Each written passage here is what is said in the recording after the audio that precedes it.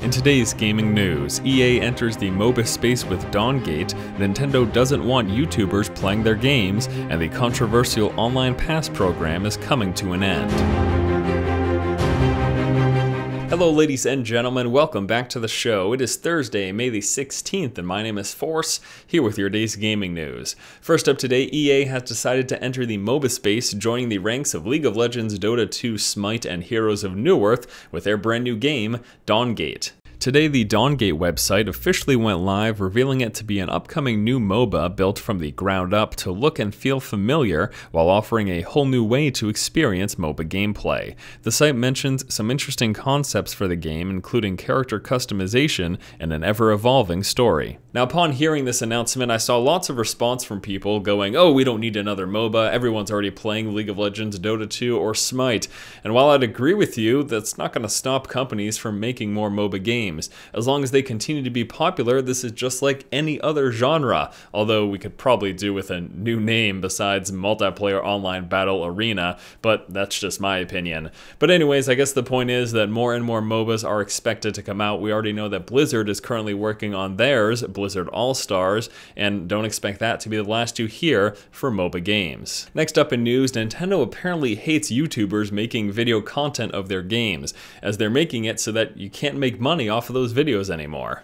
Over the course of the past few months, Nintendo has been placing a Content ID claim on YouTube videos made covering their games. This action has been ramping up recently, with popular Nintendo-focused channels being hit daily. The result of a Content ID claim is that those videos may no longer be monetized by the YouTuber who created them, and all future profit will go directly to Nintendo. This is actually a really big deal, and for those of you who don't make YouTube videos, and more specifically who don't monetize those YouTube videos, let me explain to you why this is a problem. Most companies are allowing people to monetize their videos because it allows them to do it full time.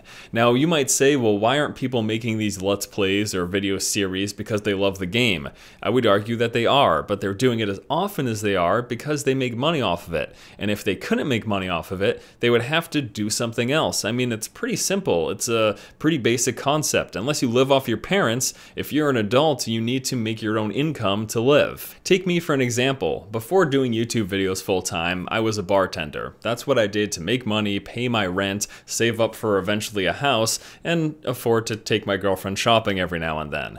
Now, being a full-time bartender, I was only able to make a couple of videos a week, but once I started to make a living off of YouTube by producing these videos on a regular basis, I was able to quit my job at bartending and then do this full time. As a result, you get a lot higher quality videos on a much more frequent basis. So if there are any Nintendo Let's Players out there who you happen to follow and they put out videos on a daily or semi-regular basis, they're only able to do so because they make money. So if companies like Nintendo stop them from making money off of those videos, then those people will be able to make content much less often. Not because they don't love the games anymore, but because they need to eat and they need a roof over their head. So once again, it's a pretty basic concept, and it's unfortunate that Nintendo has decided to take this route, and ultimately I think it's just going to hurt them because the people who are making a living off of making YouTube videos will just make videos of other games. There's plenty of games out there, and other companies realize this is free marketing and it actually helps them,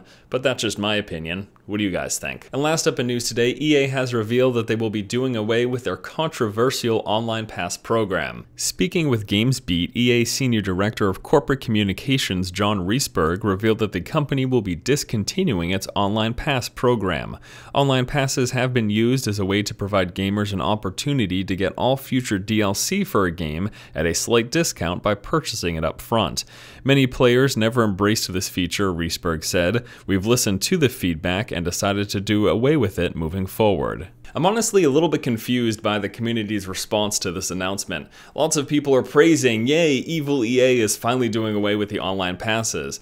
I think people neglect to realize the fact that they're not going to stop making DLC for their games, and all taking away the online pass does is make it so the people who are going to buy that DLC anyways don't get to save any money. Now, you could argue that people shouldn't be prepaying for content when they don't know what it is, and I would agree with you there. You probably shouldn't pre-order or pre-purchase games before you figure out if they're any good. Same goes for DLC. But nevertheless, they're just removing the potential for people to save money on that DLC by getting rid of online passes. So this isn't really a good thing. They're honestly just taking away the option to save money from certain people. So you shouldn't be celebrating. EA is actually doing terrible once again. All they're doing is removing an option. Alright guys, that's going to do it for today's episode of the show. As always, thank you so much for watching. Be sure to let me know your thoughts and opinions on any of the matters discussed here in the video in the comment section below.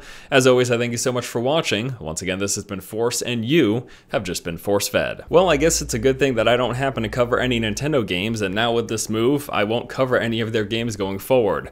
And although the big company may not care much about my measly coverage of their games, it's free marketing, and I would be doing nothing but a service for your company. So the fact that you're striking out against YouTubers who do this makes you a big dum-dum. But I suppose that's no different than everything else Nintendo has been doing for the past few years.